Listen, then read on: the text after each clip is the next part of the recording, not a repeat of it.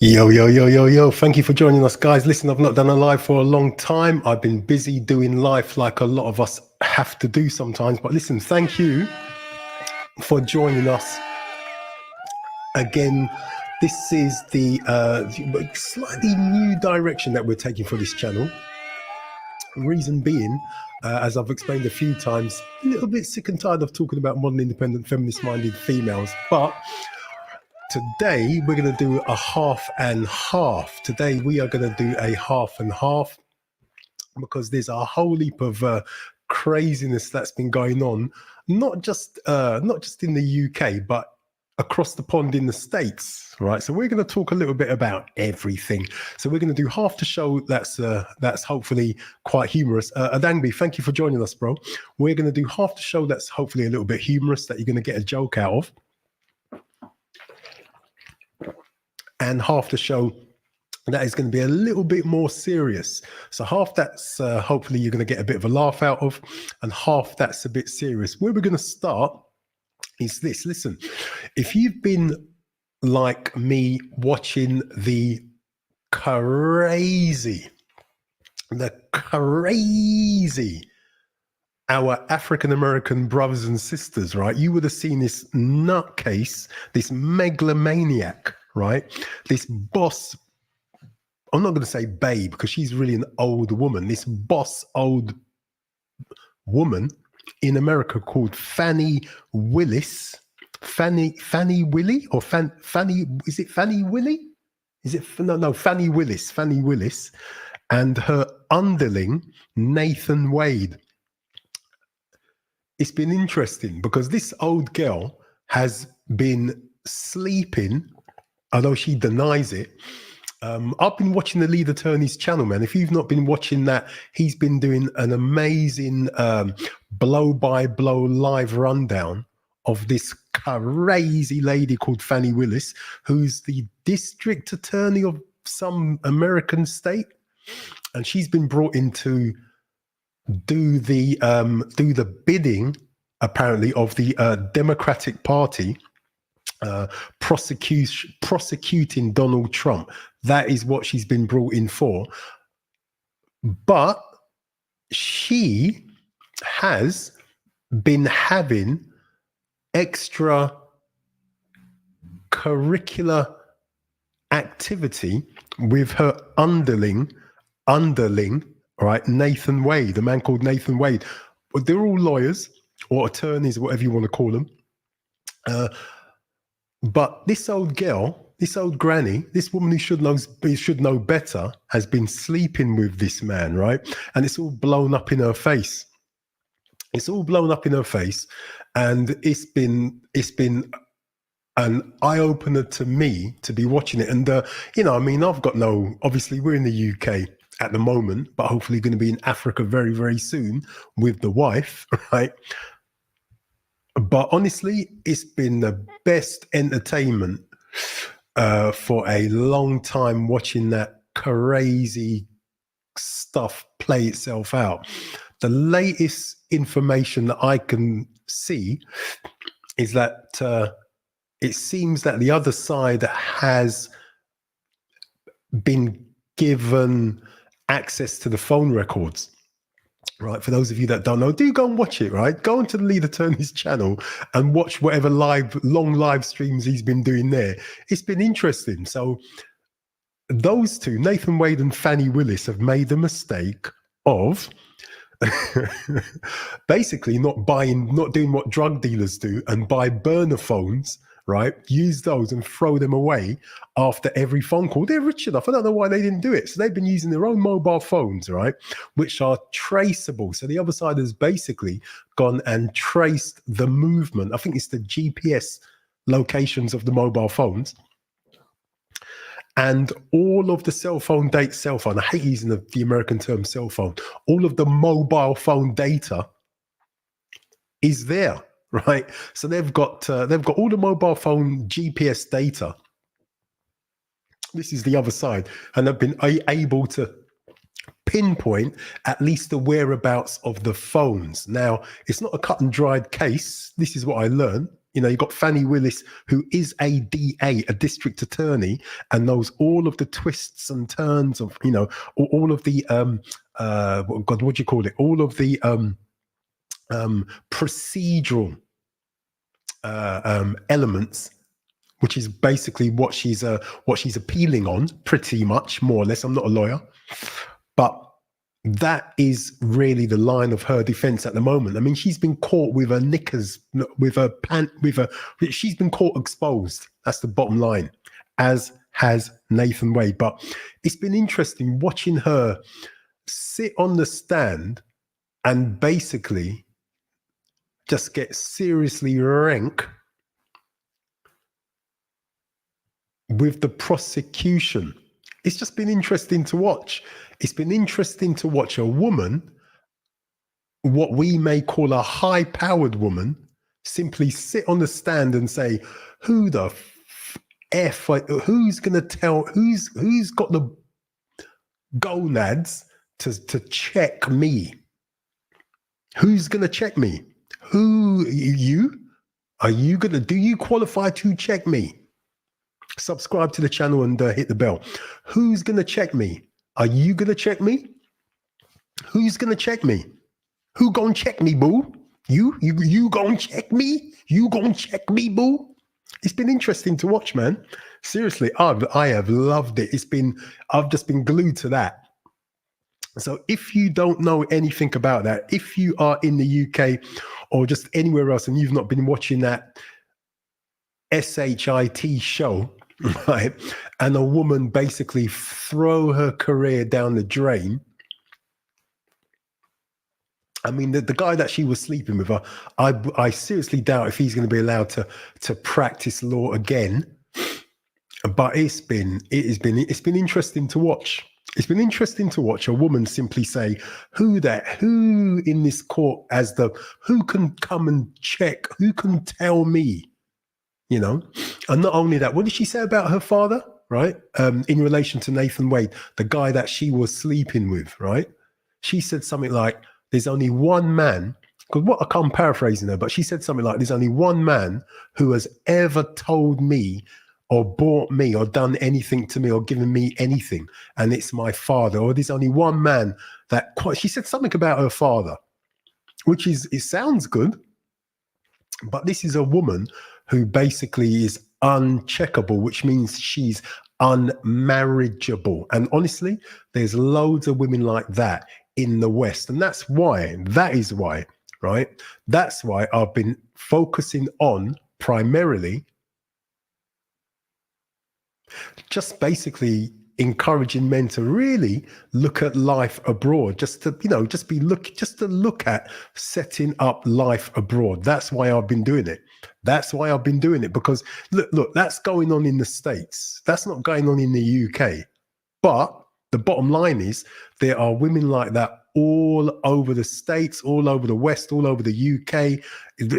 When we talk about the West, we're talking about one type of woman. That's really what we're talking about. But that's not the only reason why I've been focusing on really emigrating from the UK or emigrating from the West, just moving away. That's not the only reason. There are financial reasons as well. There's healthcare reasons as well. There's, if you like, self-respect reasons, you know, in terms of what's good for your personal well-being and mental state, health.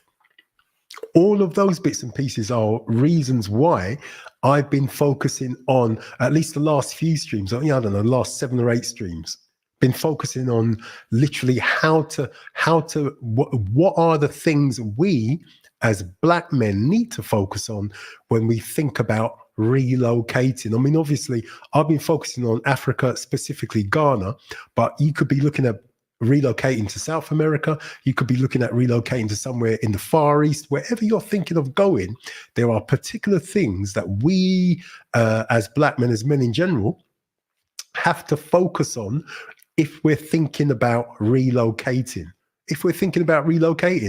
And if we're thinking about escaping women like Fannie Willis, because let's be honest, all right, that if we stay here living in the West, The bottom line is we're at some point, pretty much we're gonna have to deal with some level of woman like Fannie Willis, or either her, or woman like her, or her daughter, or her granddaughter. Can you imagine dating Fannie Willis's granddaughter? Fannie Willis is about, I don't know, about 61. So her daughter, I don't know how old her daughter is, but her daughter's going to be about, I don't know, about 30. So who would want to date Fannie Willis's daughter? Seriously, can you imagine the level of brainwashing a young woman like her's got? And just imagine dating her. Just imagine being brought home to meet Fannie Willis by Fannie Willis's daughter. Can you imagine? Imagine that, right? Imagine. Just imagine you sitting there. So Fannie Willis's daughter gets up to go to the toilet, or gets up to leave the room, or do some business in another part of the house. A woman like Fannie Willis, you'd probably get propositioned by her. Right? She'll probably slip you a number. Right? Seriously, and that's during this court case that she's currently in. No joke, man. Seriously. A woman like Fannie Willis. And the truth is, as I said before, the reason why I am focused on life outside of the West and encouraging guys really to, if you've got the means, because let's face it, if you're thinking about relocating out of the West, effectively, you can't do that on a shoestring. You've got to plan your way out. And for a lot of guys, especially if you're younger, that is, I would say, a 5-year plan minimum. That's a 5-year plan minimum. If you simply get up and move somewhere, the chances are you're going to be coming back, because you've got nothing to sustain yourself with, right? So you've seen the thumbnail, right? You've seen the thumbnail. Escape to Africa. And again, I'll say this: you could be escape to any country or continent outside of the Western world. It's just about escaping. And honestly, that's the way I see it, right? It's literally, there was an old film called Escape. What's it called? Escape from Alcatraz, right? Escape from Alcatraz. And you may remember, I think it starred a guy called Clint Eastwood, right? I think Clint Eastwood, I don't know if he's alive or dead anymore. I think he might be dead. I don't know, right? But the point is, right, that was an elaborate plan. They had to plan their way out. They had prison warders watching them, right? They had they had other prisoners that they couldn't trust with their plans. I think there was 3 of them that did the escape, right?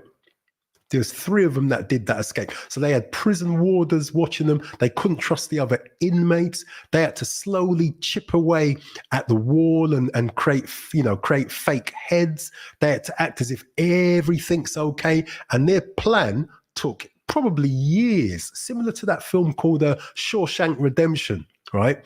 I think for about 18 years, just with a spoon, he chipped away at the wall and chipped and told nobody. Didn't even tell, God, what's his name? Didn't even tell Morgan Freeman's character. All he told Morgan Freeman's character was, I need a rock hammer. Morgan Freeman's character said, what do you need that for? Oh, I need it to chisel chess pieces, right? So that he told no one. He told no one until, one day.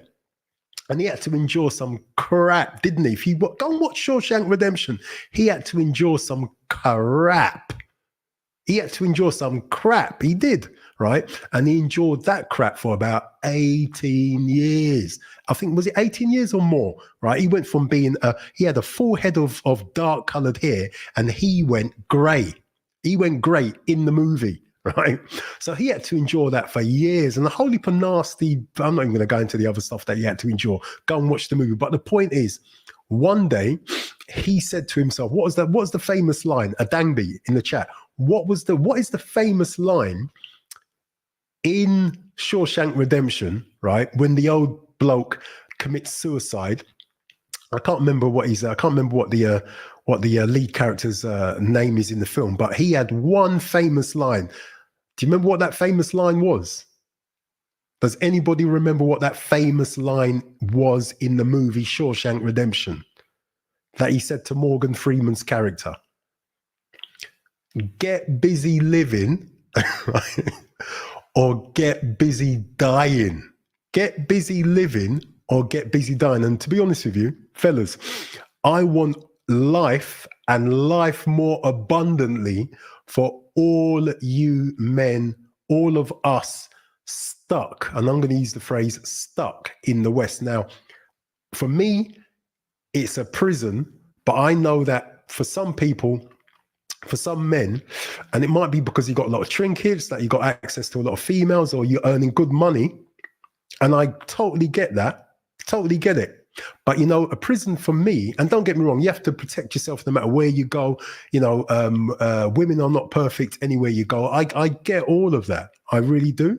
And if you've got peace of mind living in the West, good for you. But the statistics for black men living in the West in terms of our mental health isn't good. No matter what country you live in the West, the statistics for black male mental health is poor. That's the bottom line of it. That's the bottom line of it. Dangby writes, there's women like Fanny in Africa. There is. No, that's the truth. You got modern, independent, boss babe feminists everywhere on planet Earth. That is the God's honest truth. In our part of the world, though, you just have more of them. That's a fact. You got more of them. You will bump into them on every street corner, right? At work, you will bump into them everywhere. You've just got less of them in non-Western countries. But as I said, it's not just about women. It's not. It's about your mental state. I mean, honestly, I just come off the phone to a brother. When I say a brother, a guy that I've known since primary school, right? So we went to the same. I've known this brother, since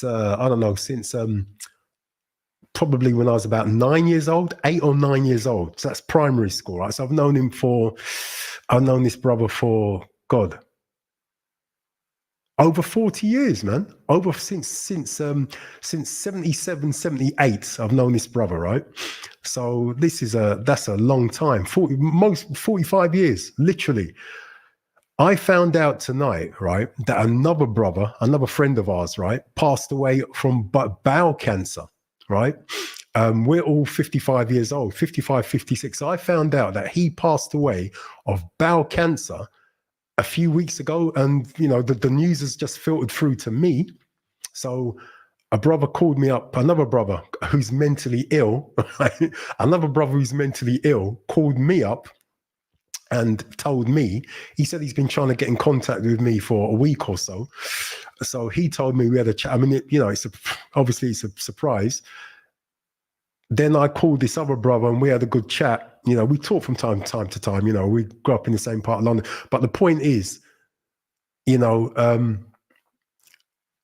listen, guys, you don't know when you're going to go.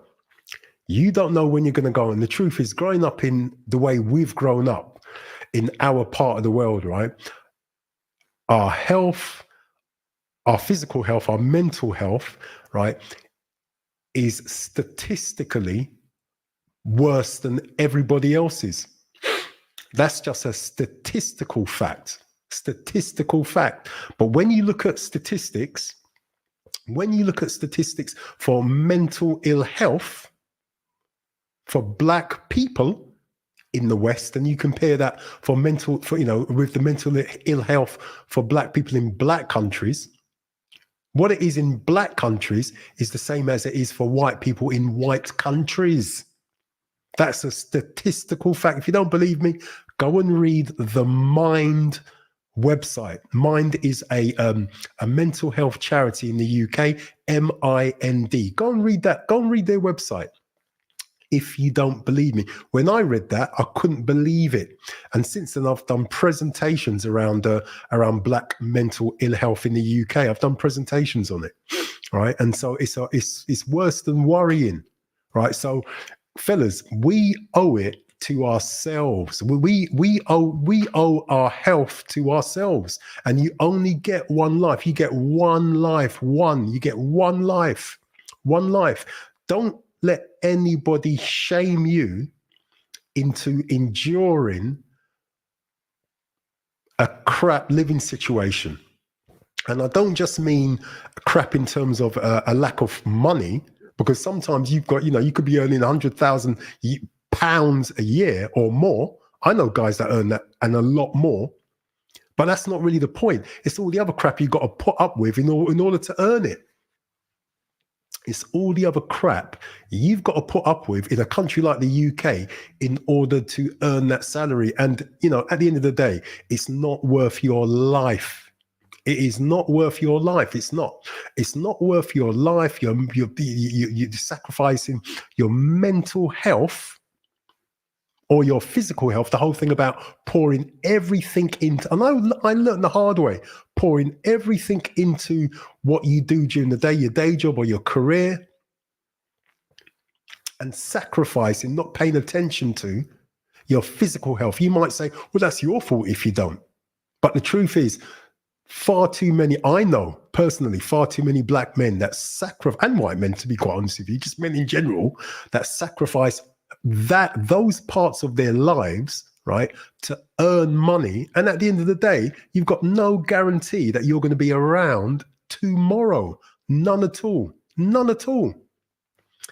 That guy that passed away, I've known him, as I said, for about, God, I'm not going to mention his name, but I've known him for, God, since the late 70s. So all of us grew up in the same area, right? In the same area, man. So to hear that he got bowel cancer, and we didn't even get a chance to say bye to him, right? Just passed away. Guys, listen carefully, right? You owe it to yourself. You owe it to yourself, right, to get the best out of the life you've got left. That's if nothing else is true, right? Sorry to be so, I don't know, morbid, down, doom and gloom and all that, but I don't think it's doom and gloom, man. I think the world is a big place, and if you've got two pennies to rub together, you owe it to yourself. You owe it to yourself. You owe it to yourself, right, to go and get a life. Go and get a life. And whatever you're earning in the West, in the UK, trust me, right? If you've been working for a period of time and, you have two pennies to rub together, or you have a property or properties, you can sell one and move to another country, right? And get more bang for your buck. That's the truth. You could go to another country and not just find agreeable women. I'm talking about generally getting more bang for your buck. I'm talking about your health, eating food that's not genetically modified, right? I mean, don't get me wrong, that food's available too, but you can get organic food that doesn't necessarily cost an arm and a flipping leg. Try buying organic food in the UK. I mean, me and the wife, we buy a lot of organic food, right? A lot. And I always have done. My sister-in-law, when I was about 24, 25, when I bought my first flat, my sister-in-law used to come to my house, right, go straight to my fridge and look in it, and there was hardly anything in there, but what was in there was all organic, right? And that was when I was about 24, 25, 26. I've always eaten organic food simply because I know it's better for you, simply because I'm not into eating genetically modified nonsense, and I never have been. You can't. Bowel cancer. I will ask the wife's a nutritionist. I will ask her, how the hell? I mean, what brings on bowel cancer? Is it smoking, or is it poor diet? What brings on bowel cancer in a 56-year-old man?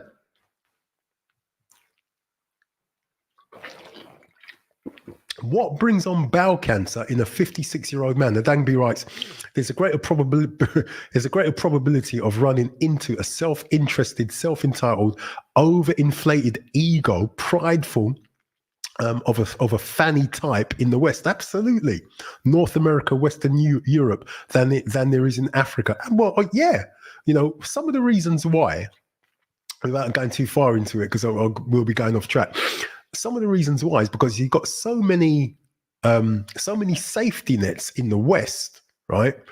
And so few government-sponsored safety nets in non-Western countries that it invites that sort of mentality, right?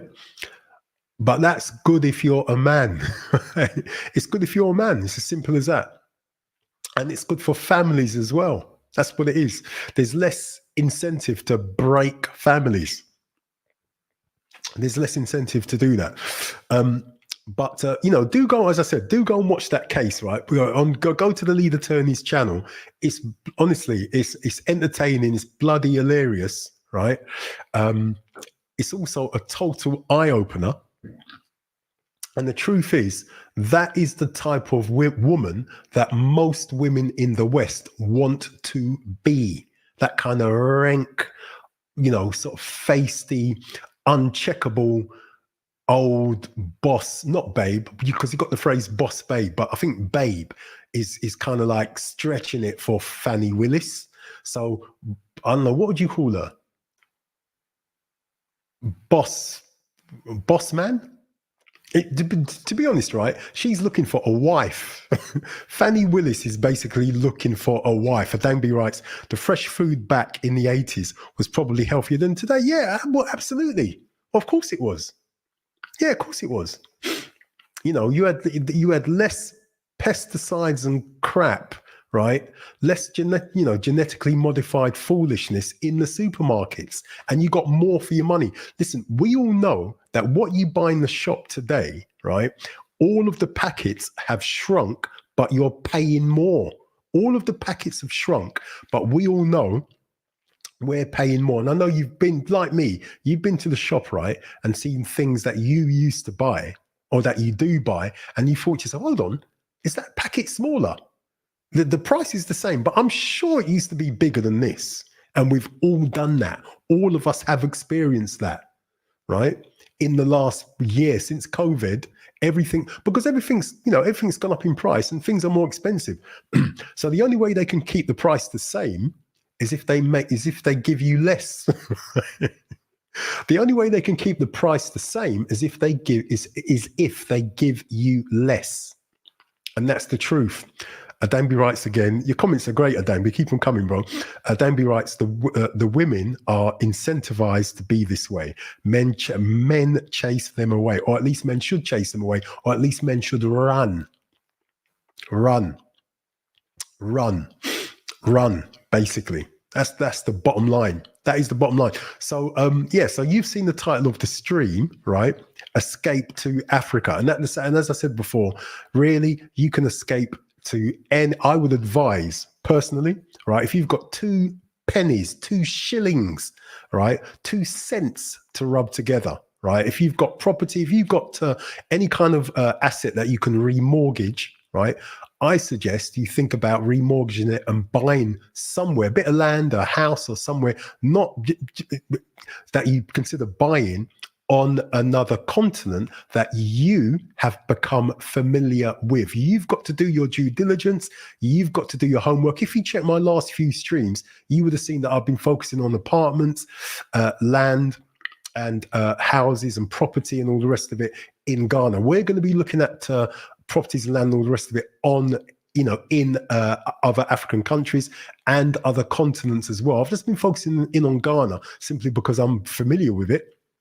Right. And I suggest, before you buy anywhere, before you do anything, before you before you give anyone any money of yours, I say that you do your due diligence. You get as familiar with that country as much as you can.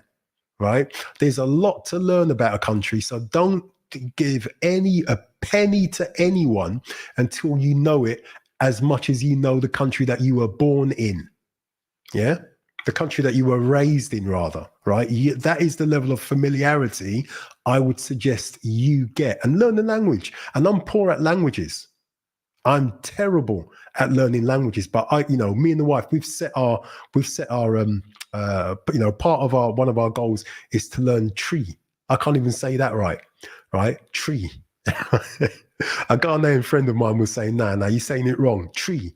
Right. So, but anyway, that is definitely on the list, right, of things to do, because you got to learn the language. The good thing about Ghana is that, and I think it's the same in Kenya and or Uganda, is that all of the signage is actually in English, which in a way is good, but in a way that's terrible, because at the end of the day, African countries, it would be great if all of the signage was in their native tongue. Yeah, in my opinion. Right. But anyway, right. Okay. So listen.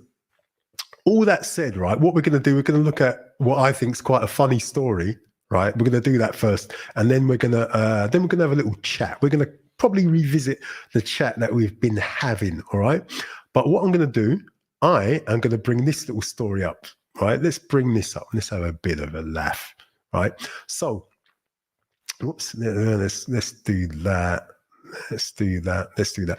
Okay, so actually, let me come in a little bit there. So, guys, if you're in the States and you're going to be watching this, you probably have not heard of a lovely old lady, right, called Vanessa Feltz. You've probably not heard of a lady called Vanessa Feltz. Let me just bring this back. Where are we?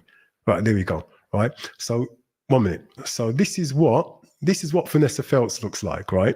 Now, the guy beside him, and I'm going to pronounce his name wrong because I am rubbish like that. Right, so that's Vanessa Feltz. Vanessa Feltz is a radio TV personality. She's been around a long time. She began making programs as a broadcaster, I think, in the 80s. She's done everything. She's done radio. She's done sort of chat shows and studio shows with audiences, all kinds of stuff. She was on BBC Radio London. I don't think she's on it anymore. I'm pretty sure she's still on the radio, but I've got to say she's very articulate and very good at her job. The guy standing next to her was, up until recently, her partner of about 17 years. And I'm using that horrible word partner, right? I'm using that horrible word partner. But you know, in the modern West, that is the word that these people use. These people use, not me. And I'm going to say that a lot of you people that are going to be watching this probably use that word partner as well. I don't, right? But sometimes if you want to communicate with a certain set of people, you've got to use their language. So partner, right? A lot of nonsense, but partner, right? So this guy, he was famous at one point as well. Some people call him a one-hit wonder, but anyway, he was in a group called the Lighthouse Family. I'm sure that's the name of the group, the Lighthouse Family. Yeah. Now, their big hit, you may remember, was called Lifted. I'm not going to sing it. You can Google it. You can go onto YouTube and just play the song. Just type in Lighthouse Family and type Lifted next to it. And it was a good tune. It was a chart topper. Can't remember if it was number 1 or in the top 10 or I really honestly can't remember. But it's a good tune. It was out, if my memory serves me correctly, I think it was out in the late 80s or the 90s, I think. And again, don't quote me on that because that kind of music, pop music, I really don't keep abreast of, right? But I mean, it was a good tune, you know. And if you look, I've got no issue with one-hit wonders, right? It's better than having no hits, right? Being a one-hit wonder is better than having no hits. So that is not, I have no issue with that at all. None at all. But these two are an interesting couple. Interesting couple, right? So anyway, look, let's read the article and I think you'll get the drift, right? So let me just check that you can actually see it. Okay, let's check that. Yeah, so Adangbi writes, yep, she was 61, right? Adangbi writes, this is before we're going to get into it, but Adangbi writes, 61, unless the Lord tells you to do so, don't go after another woman, right? Unless the Lord tell you that, not go after a woman. Right, what was that song? Don't go chasing rainbows, stick to the rivers and the streams that you're used to, right? But anyway, look, let's read this article, right? So if I get his surname wrong, just forgive me, right? So Ben Afodu, 51 years old, slams ex-Vanessa Feltz, 61, so there's a 10-year age gap, by claiming she stole the best years of my life and used him as eye candy. So he thinks that much of himself. He's eye candy. Fair enough, right?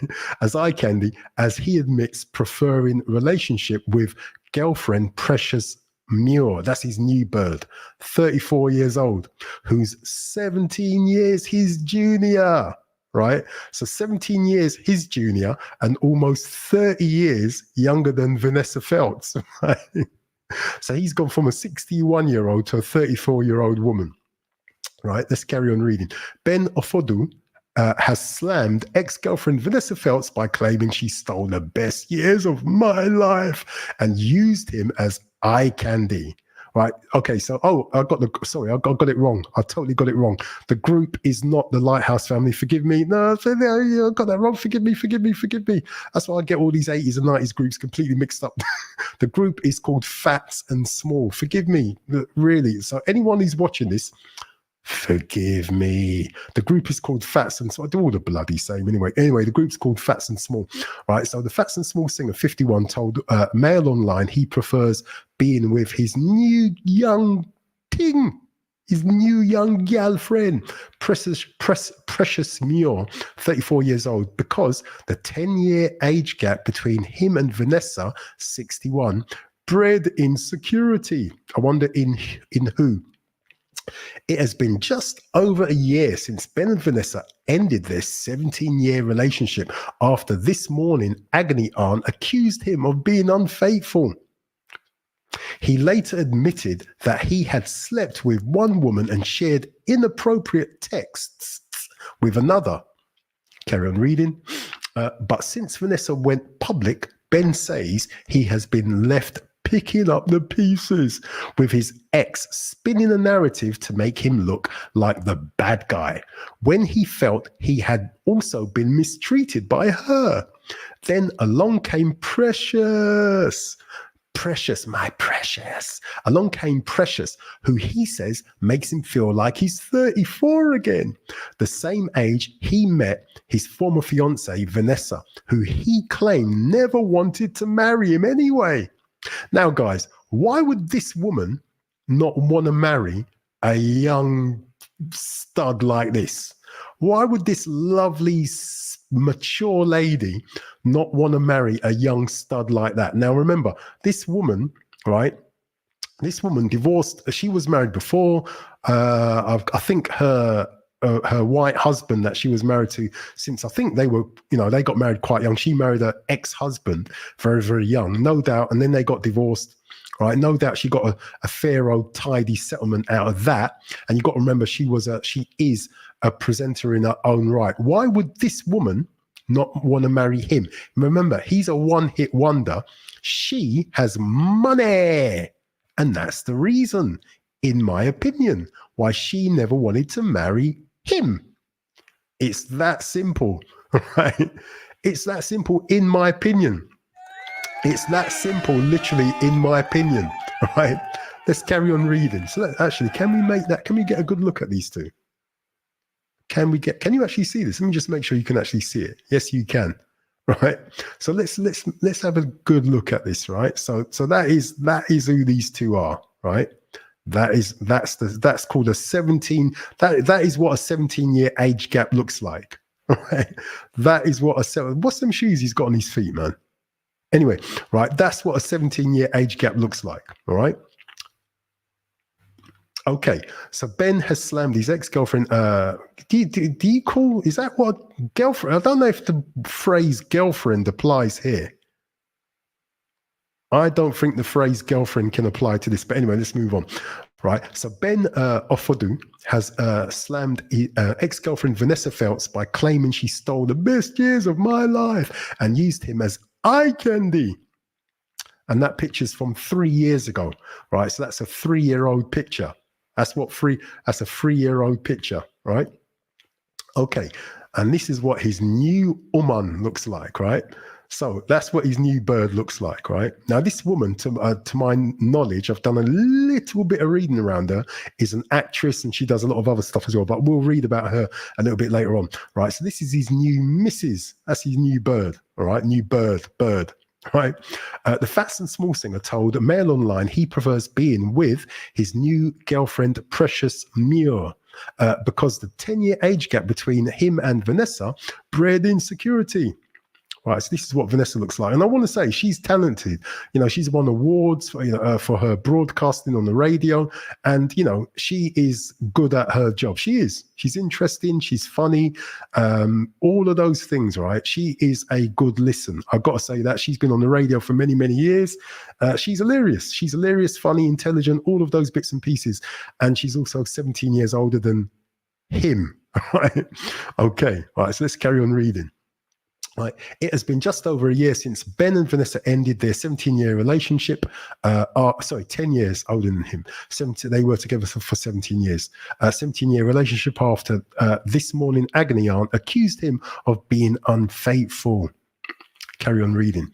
But Ben said, I wasn't very clever with my last relationship. I didn't look at where the person was. And love was blinding me. So he loved her. I thought love conquers all, but inevitably it does not. I gave myself to someone for a quarter of my life, and ultimately I got nothing from it. It's absolutely heartbreaking. I met Vanessa when I was 34, and I lived 17 years in her life. I lived 17 years in her life because you're a fool. I lived 17 years in her life, and it wasn't all what she wanted. So now I'm with Precious. I feel 34 again, and like I have got back my life. I have the same aspirations as I had at 34. I'm looking forward to a bright future, many more Valentine's days. I wonder why the hell that. Anyway, many more Valentine's days, living together, and children. And these things are incredibly exciting for me. Now, we've got to come back to, in fact, no, let's go for it now. You see, this is the thing, right? As a man, right, one of the benefits is that basically, you know what? You can have you can have babies, rather, children, pretty much until the day you're dead. If you believe the Bible, some of them old men had babies, when I don't know, when they were 100 years old. That's if you believe the Bible. I do, right? But you can pretty much have babies until the day you're dead. But that's not the case with women, right? So even though he says he wasted his time with Vanessa Feltz, the truth is he's now got a 34-year-old woman and he's still able to have babies. So all is not lost. And the truth is, because she was a rich woman, the truth is she never wanted to marry him. That's the bottom line of it. She didn't want to lose her wedge. She didn't. She did not. Otherwise she would have married him, but she didn't. She didn't. So now blah blah blah. I'm looking blah blah blah. I've read that. Precious has made me feel like I've got my life back again. Ben met Precious at a showbiz event, having snubbed the opportunity to find love on dating apps. She is a model, movie producer, and a reality star. I don't know about this reality star nonsense, but anyway, who appeared in Channel 4 series The Circle, whatever that is. I don't watch television, right? Blah blah blah blah. Anyway, this is what she looks like, right? So this guy has gone from this or this, he's gone from this to this. So do we think he's traded up or down, guys? Do we think he's traded up or down? Up or down? Do we think he's traded up or down? That's the question. Right? I don't know what this woman is like. I don't know if she's a modern independent feminist, or I don't know if she's more traditionally minded. My guess is that, like all Western women, you've got to be careful. That is my guess. But in terms of looks, in terms of just pure looks, to my mind, this guy's traded up. That's the bottom line of it. He's traded up.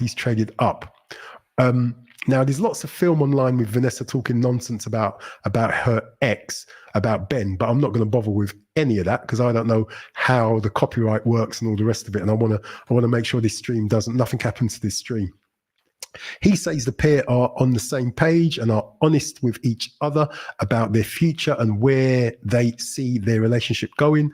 It's a stark contrast to how he felt dating Vanessa, who he believes only dated him for his looks. At least he thinks he's handsome.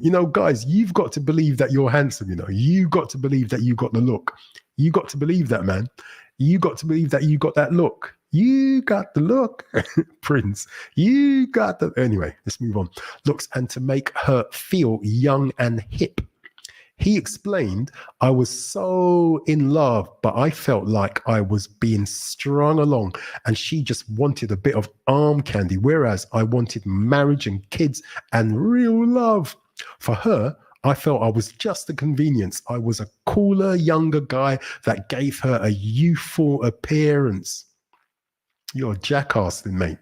A woman can take your best years of being 34, 35, 36, and throughout your 40s, and she's saying he did this and spinning a narrative to make me look like the bad guy. I'm left picking up the pieces. Ben prefers being the older one in a relationship, as he says. It feels natural, and there's less chance of his partner being insecure if they're dating an older man. Precious is very aware of the public fallout between Ben and Vanessa, but hasn't delved too deep into the detail, according to the musician. Asked how he thinks Vanessa feels about his new relationship, Ben said, I don't think about her anymore. Can you blame him? Can you blame him? So he's with a younger, fresher chick, right? Yeah. I don't think he thinks about Vanessa anymore. I don't think this guy thinks about this woman anymore. I don't think so. I don't think he thinks about her anymore. I don't think so. I don't. I no longer recognize her. I used to know everything that she thought, and she said, but she turned out to be a completely different person. That is normal for modern independent Western women. That's just completely normal. I don't care what she thinks about my new relationship. I've moved on.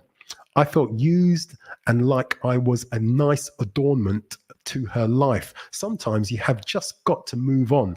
I am really, really, really, really, really happy that my sex life will no longer be all over the papers.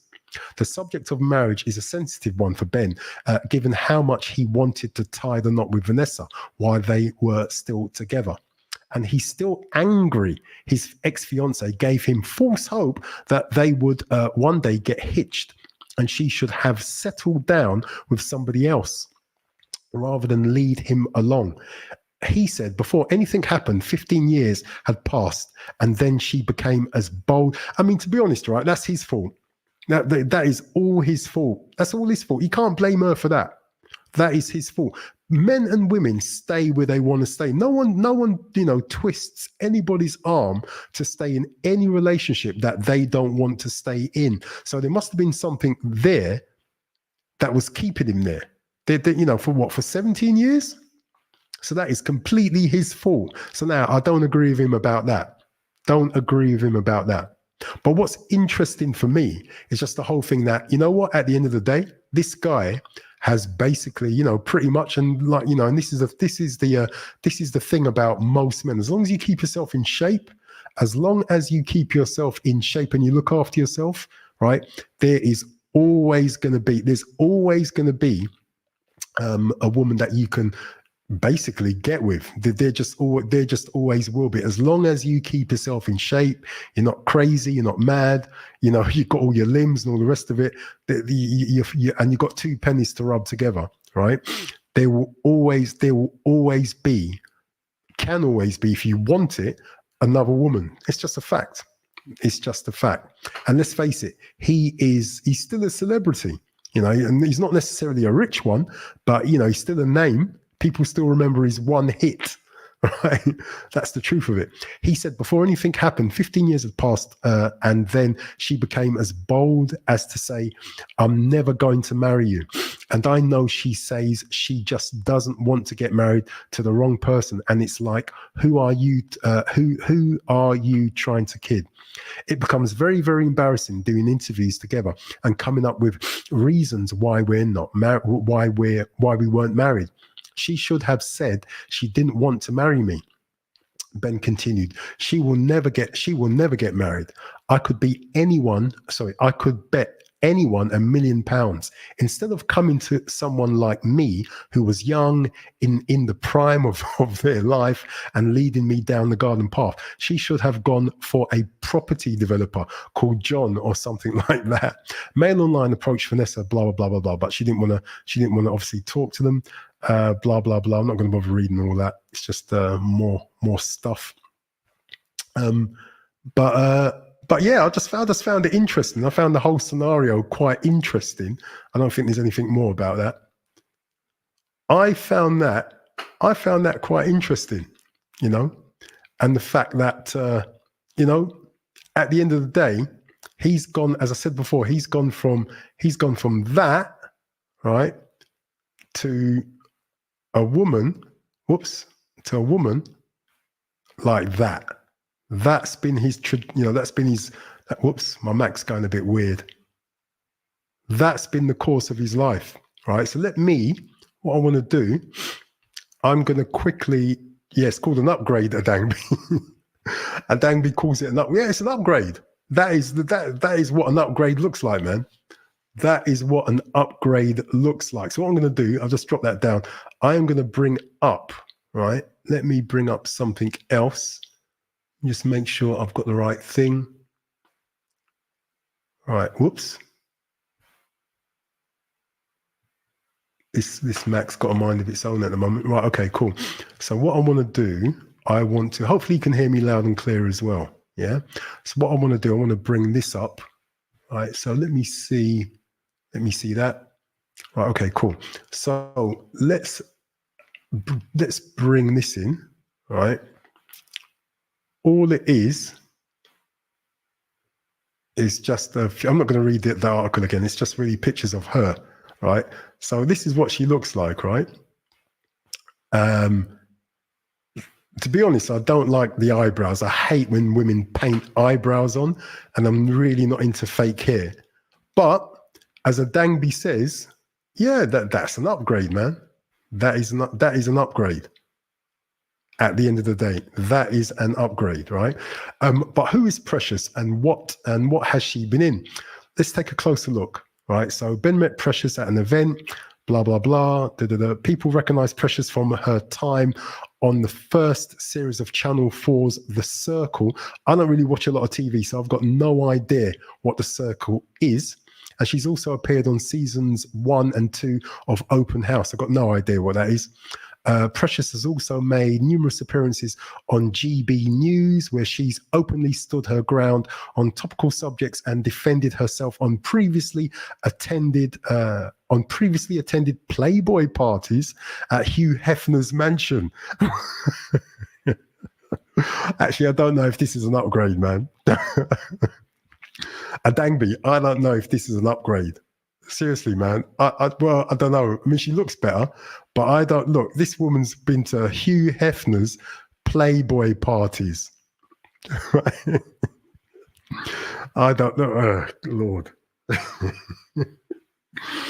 Listen, all I say, right, is that if you get with a woman, physically, it is an upgrade 100%. Physically, she's an upgrade 100%. But any woman who's attended Hugh Hefner parties at his mansion, any woman like that, sorry, you've got to be mindful. Physically, this woman is an absolute upgrade physically, but she's attended parties at Hugh Hefner's mansion. I don't know, is Hugh Hefner even alive still? Is Hugh Hefner even alive? Seriously, man. Is Hugh Hefner, is he still alive? Minanor. Is he alive? Or is his son running it? Is his son running the, has he got, I don't know, man, but you know, I'll tell you what, people are glutton for punishment. Some people just go out of the frying pan into the bloody fire. That's the truth, man. But anyway, she looks good. And she's got her own money. The truth is, I don't know how much she's worth, but I think she's got her own money. Precious, often keeping her followers updated on her latest look or lavish event she's attended, right? So, Yeah. I'm with this girl right up until the Hugh Hefner parties at the Hugh Hefner Playboy Mansion. She's fit though, gotta say. She's fit.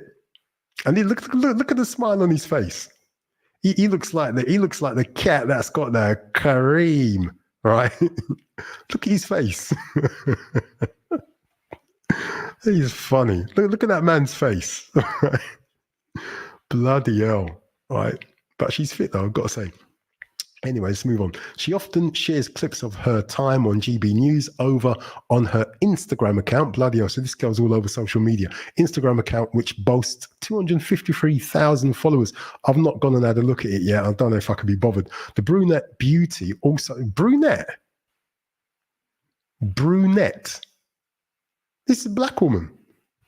I don't know what I mean by brunette, but anyway, the brunette beauty also posts a flurry of stunning snaps with a clear eye for design and fashion. She is yet to make her romance with Ben official. She probably never will. Right? So basically, that's his new official bird, right? But she's not made it official yet. Interesting. However, despite not making it on the grid just yet, Ben and Precious have posed for a series of loved-up snaps while attending lavish events. Ben also shares a closer glimpse inside his new relationship with Precious and admitted to feeling 34 again. Speaking to Mail Online, he first spoke about his time with Vanessa, blah, blah, blah. I'm not going to bother reading about all that again. But yeah, funny. But, you know, I don't blame him, if I'm really honest with you.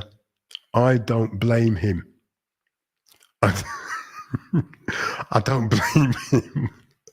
I don't blame him. You know, he could have picked her up in Jamaica or somewhere on the beach. But anyway, I don't blame the guy. I don't blame the guy, because that's what that looks like, isn't it? That looks like a pickup on the beach in Jamaica, Helsha Beach or Montego Beach or somewhere like that. Right? It just looks like she could have just brought him over here from Jamaica. And don't get me wrong, I love Jamaica. But that's what that looks like. But anyway, anywho, right? Wow. Is there any more here about that? I think that's it.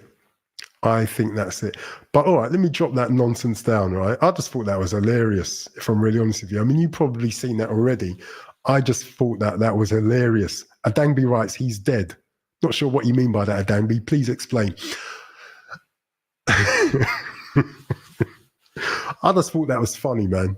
I just thought that was funny. And to be honest with you, I've got family members that actually know that couple, right? I've never met them personally, right? But I've got family members that know them, right? But I had to cover that because it was hilarious. That was hilarious. Do go and read about them. They're funny. That's what they are. They are funny. They're funny. But oh Lord. But look, guys, that if you want to do that, that's entirely up to Hugh Hefner passed away years ago. So who the bloody hell is run? So that means his mansion must be run by his family then. So his family must be keeping that going as a business. Yeah. But one of the reasons why I wanted to look at that was and going back to the point that I was making before we get off here, right? Is, you know, guys, at the end of the day, right?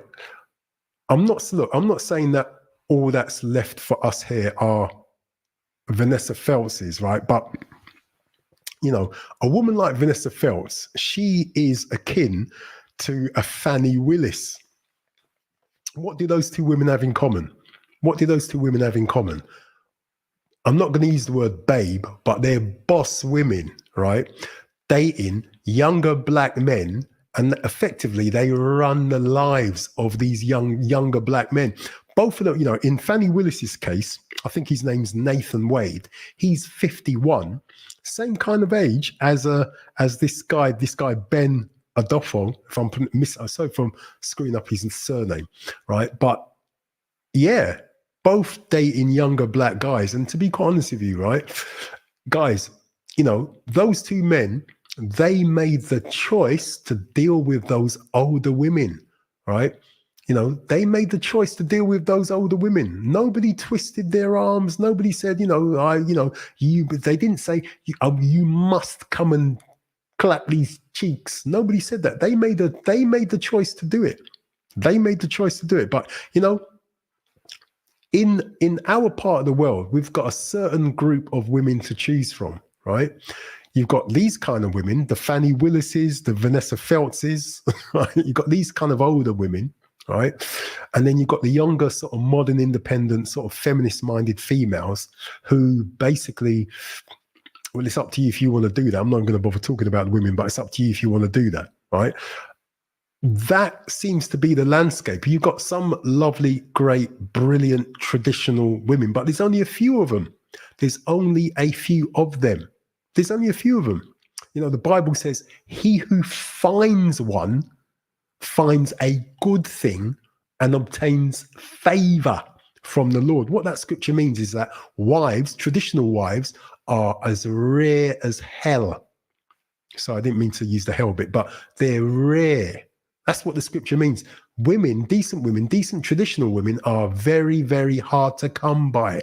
That is what that scripture means. That scripture is often misquoted or misunderstood. It means traditionally minded, good, decent women are hard to come by. That is what that scripture means, guys. It does not mean that if any woman wants to marry you, you're lucky. That's not what the scripture means. It doesn't mean that. It means traditionally minded, gorgeous, brilliant, beautiful wives are rare and hard to come by, which is why on this channel, I've been focusing on, or at least that's one of the reasons why, I've been focusing on moving abroad, creating an existence for yourself. And if you have a wife and kids, creating a life for you and your family in another country. As I said before, I've been focusing on Ghana, but you've got loads of countries on the African continent. You got South America, lovely, beautiful South America. And don't get me wrong, there's loads wrong with these places. But if you're a single bloke, and you've got legs to walk and a few assets, I would say to you, try it. Try it out. All right, try it. Try it out, man. Try it out. You owe it to yourself. Look at the thumbnail, right? Let me see if I could bring it in, right? Look at the thumbnail, right? Let me stop sharing that funny stuff, right? Let me bring this in. Let me share screen on this one. Let me see if I can find, here it is, right? Just look at this. Let's talk about this before we get out of here, right? So look at that, right? Look at that. Look what he's wearing, right? Look what this guy's wearing. He's wearing an oxygen mask, right? He's got something on his head and this guy's running, right? In the West, let's be honest, right? In the West, if you're a man in general and a black man in particular, right? Honestly, you are finding it hard to even breathe. You're finding it hard to even breathe. That's the truth. You're finding it hard to even breathe. If you are a black man trying to exist, let alone prosper in the West, in a Western country, even if you earn a decent salary, there's going to be, examine your life. There's going to be some area of your existence. It might be your health. It might be your mental state. It might be the circle around you that you can trust. It might be your own family. In some, sorry to say, in some of our cases, you might be having issues at work, no matter how much you earn, whether or not you're professional or just a menial sort of worker, right? There's going to be some element of your life in the West, right, where you have no peace. Again, going back to that, the lead attorney's stream, right? And he said it more than once, and it really sort of resonated with me. He said, his words were, I'm paraphrasing him, but he said something like, when he was practicing as a lawyer, he was not happy. He wasn't happy. He was earning lots of wedge, but he was not happy. He wasn't happy. And it was only when he begun YouTubing, right, that he says basically he became truly happy, just happy with his life. So it goes to show that this is not necessarily about money. This is not necessarily about any one thing. It's an overall quality of existence that men in general and black men in particular have in the West. That's what I'm talking about. And that's what this stream is all about. So what I'm encouraging you to do is find, and this is personal, this is just you. I'm just encouraging you to for me, it's about escaping to the African continent. That's what it is for me personally. But I know we're all different. I know we are all different. So for you, where is the place that you might escape to? It could be anywhere. As I said, it could be someplace in Asia. It could be someplace, God knows, it could be someplace on the African continent. It could be someplace in South America. It could be anywhere. It could be it could be the DR in the Caribbean. It could be anywhere. It could be anywhere. My brother wants us to do a great big family holiday to the DR, right? That's what he wants to organize. So for the whole family, not just us in the UK, but we've got, those of you that watch my channel regularly would know that I've got 2 brothers in the States. The oldest one lives in Miami. The kids have all grown up now. So he's just there with his wife. And then I've got another brother living in Maryland, right? Maryland, him and his wife, the 2 boys, for some weird reason, have decided to join the Marines and the Air Force. I have no idea why, right? Why them Gwanga do that? But anyway, yeah, the DR, Dominican Republic. If I've got, is that right? Yeah, DR, Dominican Republic. So my older brother wants us to do a family holiday there. Right, they've just come back from Jamaica, so for them going to Jamaica, I haven't been to Jamaica for years, right? But they've just come back, so they don't. For me, I want to go to Jamaica. So the idea is, me and the wife are going to spend a week in the DR, and then I'm going to go to the DR with my wife, right? And then we're going to spend a week in Jamaica. But the point here is, right, where this is all about you valuing your mental health, you valuing your self-respect, you valuing your body, your brain, you're just valuing who you are, right? And just asking yourself the question. I mean, if this is not for you, it's not for you. It's as simple as that, right? If you feel that you've got a great world and you're living in a great world where you are in your whatever part of the West you're in, absolutely fantastic. This stream is not for you. What this is all about is simply placing value, me encouraging you to place value on what and who you are as a man in general and as a black man in particular. And then, literally saying, you know what?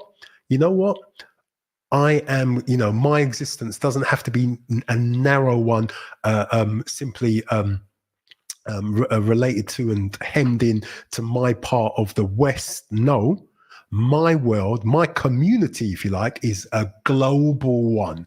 Global. And I can go and journey to and see and be in any place on planet Earth that I want to be. You may ask, why have I chosen Africa? Well, I've chosen Africa really for a few reasons. Number one, there's people there that look like me, right? And, that for me is actually just makes me be able to breathe easier, right? Number two, there's a lot of opportunities on the African continent, and the African continent is massive. Number three, personally, right, I would like to, Africa as a continent is on the rise. It's a young population, right? Very young population. And you've got some great young minds on the African continent. And I actually think it's quite exciting to be working with some of those young minds to help develop in some small way the African continent. And obviously development has a very long arc in terms of time. In other words, it's not necessarily going to happen in my lifetime. You're talking about a long arc of time. And that's fine. I have no issue with that, right? I have absolutely no issue with that. Obviously, the weather's fantastic. And, and I like the food, at least in Ghana, right? And the people are absolutely lovely in Ghana. Not just Ghana, but, in all over the African continent, or at least the people from various parts of the African continent that I've met. And, Ghanaian people are peaceful, and you can get on there. I personally can breathe. I can breathe. And it's weird how similar to Jamaica Ghana is. It's just that for me is one of the, and that for me is one of the biggest and most interesting parts about this. But not just Ghana. You're talking about, you got Nigeria, you got Togo, you got Burkina Faso, where 50% of my DNA comes from, because I did my DNA test. Again, for those of you that are familiar with my channel will know that I did my DNA test with AfricanAncestry.com. Right? It turns out 50% of my DNA comes from Burkina Faso. The other 50% is Yoruba, if I'm pronouncing that right, and I'm probably not. Forgive my Southwest London accent, right? So that's so literally 50% of my DNA is Nigerian, Yoruba, right? And the other 50% is Burkina Faso or Burkina Faso, right? And that's it, literally 50% and 50%. I'm about to do another DNA test just to test it with this company, right? 23andMe, right? It's been sitting on my desk for, I don't know, for God knows how long, right? I've not gotten around to doing it yet.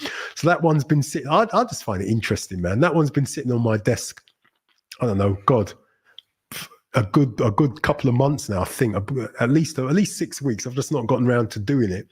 I just found it interesting. And to be honest, I want to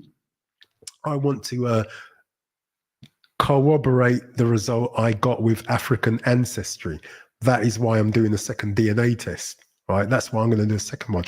But the thing with this company, 23andMe, is that what you can do with them, it tells you who you're, links you with other family members around planet Earth via your DNA.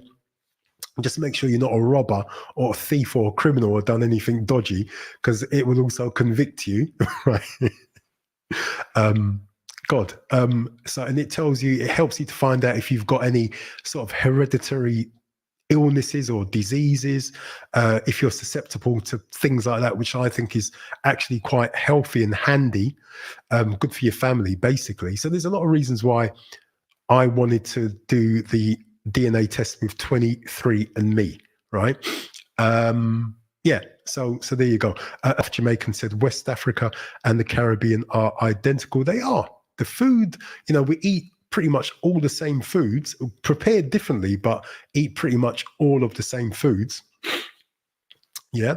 And so, yeah, I've got to say, for myself, Ghana just felt very, very much at home. But, I'm pretty sure it's the same for the whole of West Africa, really. That there's going to be a feeling, a strange sense of being back home, right? So, I mean, that's how it felt for me. I mean, everyone's different, but that's where I am looking to escape from. And to be honest with you, my brain is already there anyway, right? That's the truth. And it could be anyway. I mean, I want to visit Kenya, Uganda.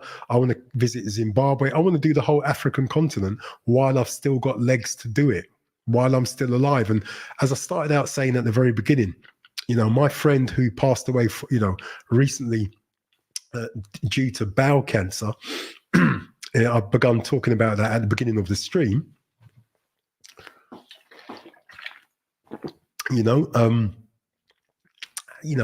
Where did he travel? Where did he travel? He told me about, what happened to him recently regarding his previous relationship, and how, how his ex-wife, how his ex-wife basically, God took the house and moved her mum and dad in, and they sort of conspired against him and all the rest of this crazy stuff. I was actually trying to get him on the podcast, but he said he would do it. And then when it came closer to it, he literally, he just went AWOL, right? So, I mean, that's fine, that's fine. But, going to be meeting up with some of the other guys. We're going to pour libation for him and have a laugh, basically. I don't want to be sad, man. I want to enjoy having a laugh with the rest, with the guys that are left, basically. I want to enjoy the time with the guys that are left. That's important, man. So you've got to enjoy the time you have while you have it. You've got to enjoy the time you have while you have it. That's what you got to do. You got to enjoy the time you have, man, while you have it, because we're not promised tomorrow. We're not promised tomorrow. And speaking about not being promised tomorrow, right? Me and the wife, we went to watch a film on the weekend, the new Bob Marley film, right, called One Love. Now, I read one review about it, and it was a mixed review. Basically, it's quite a negative review, actually, right? So I was expecting a film that was substandard. That's what I was expecting, you know. But it was actually a good film. I give it a very, very, very, very good 7 out of 10. I give the new Bob Marley film, a very, very, very good 7 out of 10. Now, the lead actor, his accent, or rather, what let the film down, in my opinion, was that the lead actor, his accent was, in my opinion, poor, right? His acting, give it about 6 out of 10. But the film itself, right, you know, the other players, the other actors, you know, the way that they told the story of Bob Marley, because they pretty much started the story of Bob Marley from halfway, if you like, into his life, and then they sort of did flashbacks to when he was a child. But I know that this film, or at least I read that this film was, if you like, sanctioned by the Marley family.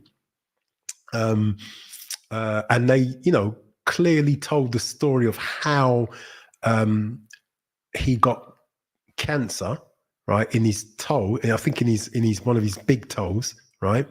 And I think, if I've got it right, that it, you know, the reason behind it, or what, you know, one of the causes for it was potentially a hereditary ailment, right.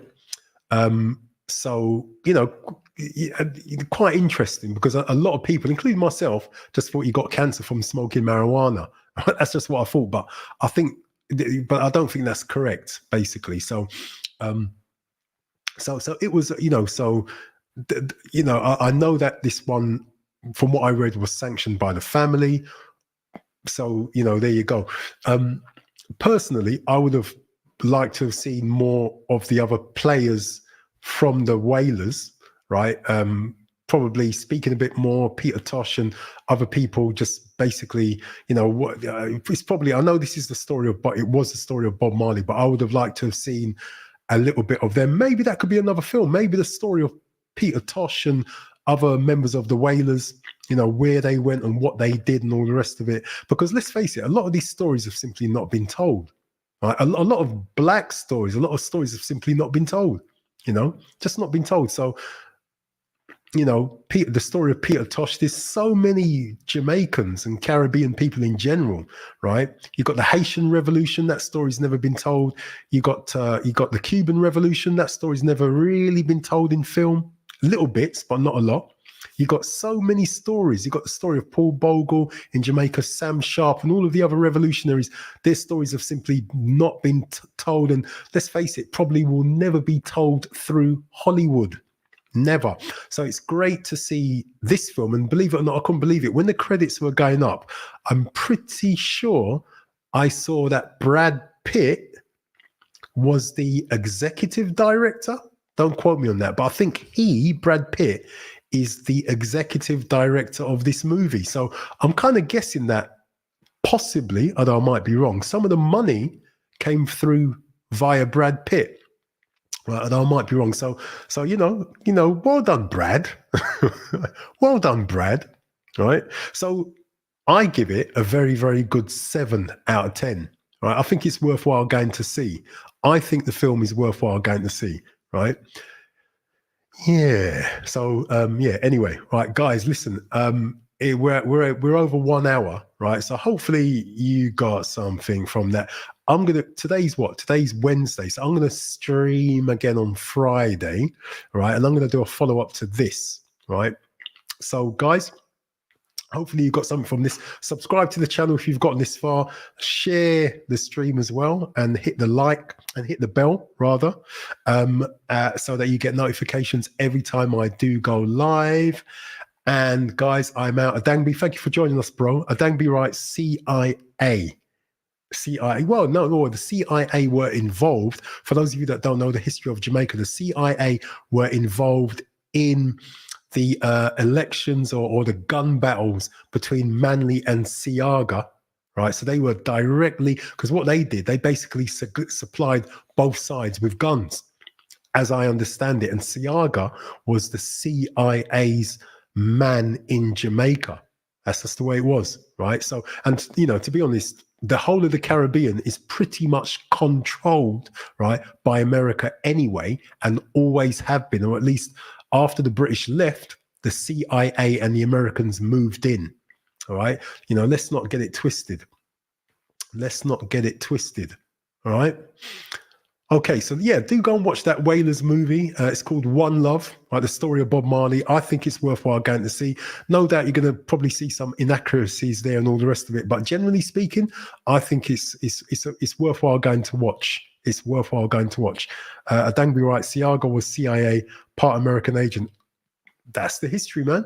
That is the absolute history. That's the history. But guys, right, thank you for joining us. Hopefully you got something out of it. Adangbe, catch us on Friday, around about the same sort of time, 8:30. Guys, I am out. Take it easy. Take it easy. Ciao.